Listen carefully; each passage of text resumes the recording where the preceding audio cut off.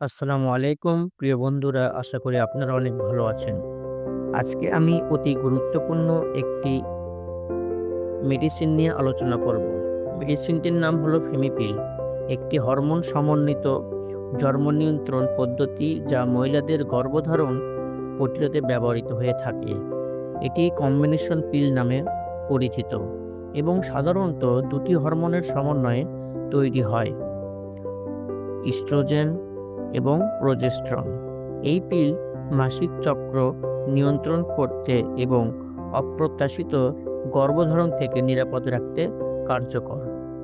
ফেমিপিল কিভাবে কাজ করে? ফেমিপিল মূলত তিনভাবে কাজ করে। গর্ভধারণ প্রতিরোধ করে। ১ নাম্বার, ডিম্বাণু বন্ধ করা, ওভুলেশন।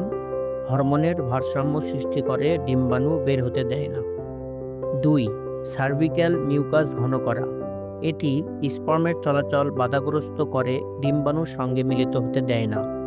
৩, জরায়ুর দেয়াল পাতলা করা। এটি জরায়ুর ভিতরে ভ্রমণ সংযুক্ত হওয়া কঠিন করে তোলে। ফেমিপিলের উপকারিতা। ফেমিপিল শুধু জন্ম নিয়ন্ত্রণই নয়, আর অনেক সমস্যার সমাধানও সহায়তা করে। ১, মাসিক চক্র নিয়মিত করা। ২, পিরিয়ডের ব্যথা কমানো। ৩, ত্বকের সমস্যা যেমন ব্রণ দূর করতে সহায়তা। ৪, অতিরিক্ত রক্তস্রাব বন্ধ করা। ৫, গর্ভাশয় এবং ডিম্বাশয়ের ক্যান্সারের ঝুঁকি কমায়। ৬, গর্ভাশয়ের অন্যান্য সমস্যায় হরমোনের ভারসাম্য রক্ষা করা। ফেমিপিল ব্যবহারের পদ্ধতি। কিভাবে খেতে হবে? প্রতিদিন একটি পিল, প্রতিদিন একই সময় একটি করে পিল খাবেন। সাধারণত ২১ দিনের প্যাকেট থাকে। ২১ দিন ধরে প্রতিদিন একটি পিল সেবন করুন। তারপর ৭ দিন বিরতি নিন। এই সময় পিরিয়ড হওয়ার সম্ভাবনা থাকে।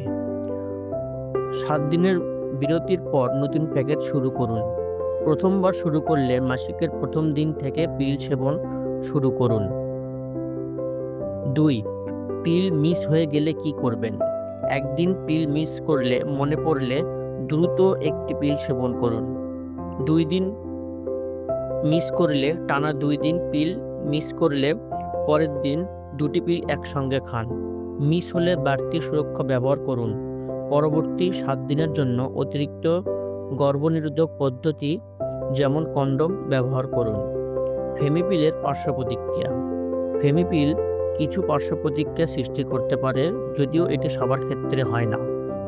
মাথা ব্যথা, বমি বমি ভাব হওয়া, স্তনের ব্যথা, ওজন বৃদ্ধি, মন মেজাজ খিটখিটে, হরমোনাল পরিবর্তন, রক্তচাপ বেড়ে যাওয়া, মাসিক চক্রে মৃদু অস্বাভাবিকতা।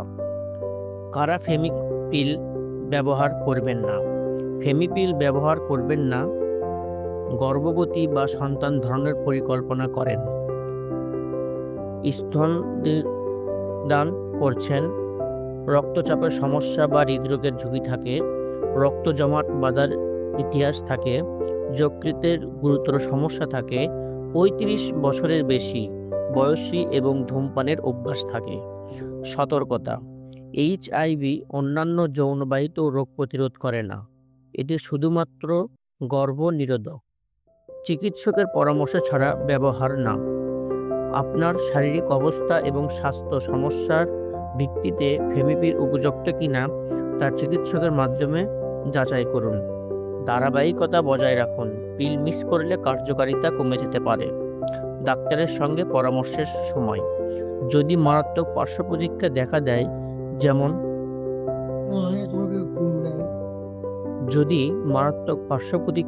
দেয়, যেমন শ্বাসকষ্ট, বুকে ব্যথা বা হাত পা ফুলে যাওয়া। ২ নাম্বার, যদি মাসিক চক্র অত্যাধিক অস্বাভাবিক হয়ে যায়। ৩ নাম্বার, যদি গর্ভধারণের সন্দেহ হয়। এখন আসি উপসংহারে। ফেমিপিল একটি নিরাপদ এবং কার্যকর জন্ম নিয়ন্ত্রণ পদ্ধতি, তবে এটি সঠিক নিয়ম মেনে এবং চিকিৎসকের পরামর্শ অনুযায়ী ব্যবহার করতে হবে। স্বাস্থ্য সুরক্ষা এবং পার্শ্ব প্রতিক্রিয়ার বিষয়ে সচেতন থাকা অবশ্যই জরুরি। তো বন্ধুরা, আশা করি আজকের ভিডিওটা আপনাদেরকে অনেক ভালো লেগেছে। যদি কোনো সমস্যা হয়ে থাকে বা কোনো রকম বুঝতে সমস্যা হলে আমাকে অবশ্যই কমেন্ট বক্সে জানাবেন।